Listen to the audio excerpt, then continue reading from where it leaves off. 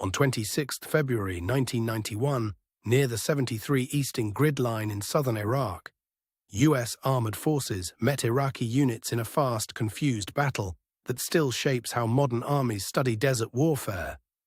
The fight mattered because it showed how speed, sensors, training, and terrain could decide an armored battle in minutes. It also became a case study in uncertainty, coordination, and the limits of battlefield visibility. The battle came at the end of a larger war sparked by Iraq's invasion of Kuwait in 1990. By early 1991, a US-led coalition had pushed Iraqi forces out of Kuwait and was advancing into Iraq. Baghdad's government had built its power through war, repression, and a large conscript army. After months of air attacks, Iraqi commanders faced a battered force, limited mobility, and growing uncertainty about where the next blow would fall. On the coalition side, commanders wanted a rapid ground offensive that would break Iraqi resistance with overwhelming combined arms power.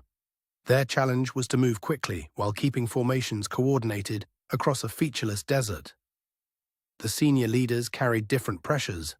Coalition commanders had to win decisively and limit casualties, while Iraqi officers had to hold ground under punishing conditions with damaged communications and uncertain higher direction.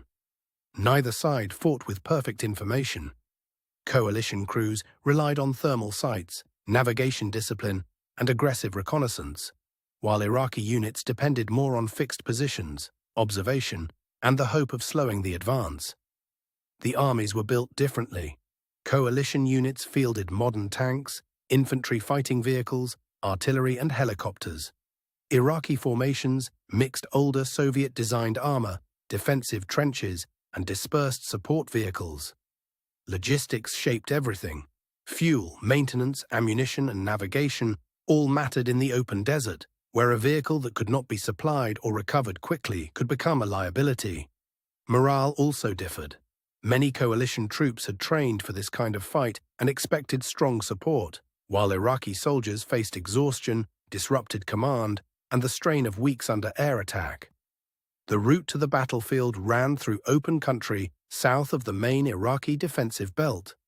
As coalition units moved north, the desert offered speed, but also made every landmark and formation easy to lose. By the time the units approached the engagement area, dust and distance had begun to blur the scene. What looked empty at first could hide vehicles, gun lines, or a sudden change in direction. The terrain around 73 Easting was flat, open and deceptively simple. Small ridges, shallow depressions, and scattered vegetation could still affect visibility, movement, and the placement of fighting vehicles. Weather added another layer of uncertainty. Bright sun, dust, and drifting smoke could reduce clarity in moments, turning a clear horizon into a shifting wall of pale color. The opposing plans differed in spirit. Coalition forces aimed to find, fix, and outmaneuver Iraqi units quickly, while Iraqi defenders tried to absorb the blow, hold positions, and make the advance costly. That difference mattered once contact began. In open desert, the side that saw first and moved first often gained the advantage, especially when crews could coordinate fire and movement across long distances. The opening phase was rapid and confusing. Coalition reconnaissance elements encountered Iraqi vehicles unexpectedly, and the battle began as a series of sudden sightings rather than a neat line of battle. Thermal sights and disciplined gunnery helped coalition crews engage from beyond the range at which many Iraqi crews could respond effectively. The result was a sharp imbalance in who could identify targets first. As the fight widened, artillery and supporting fires added pressure. The battlefield filled with dust, smoke, and movement, making it harder for Iraqi units to regroup or establish a stable defensive line. The pressure point came when coalition units pushed through the Iraqi forward screen and began turning the engagement into a close mobile fight.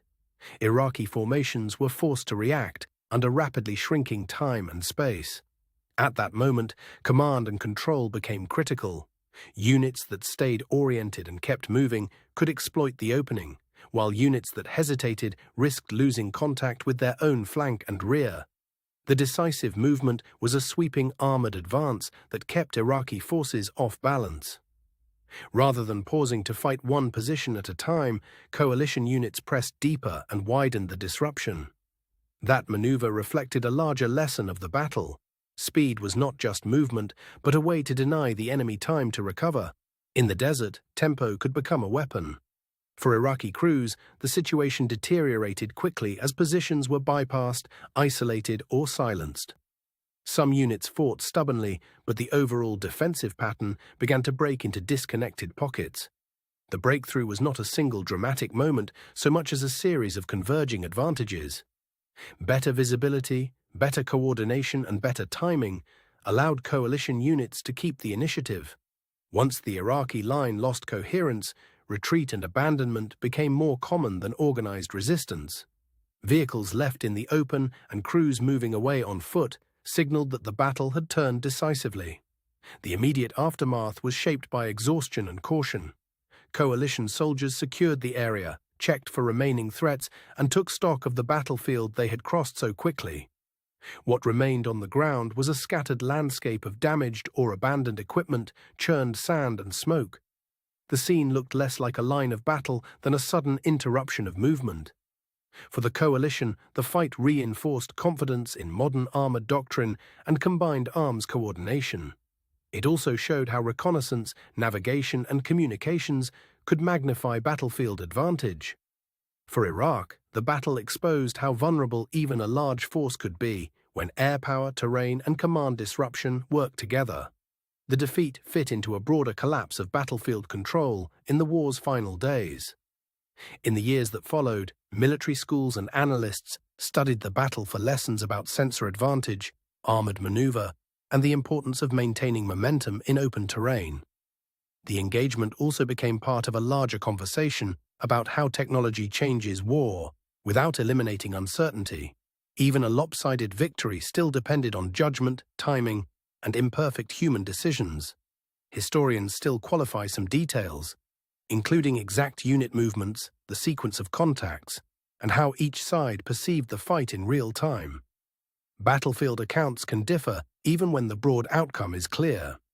There is also debate about how much of the victory came from doctrine, how much from equipment, and how much from the condition of Iraqi forces after weeks of bombardment. Most serious histories weigh all three.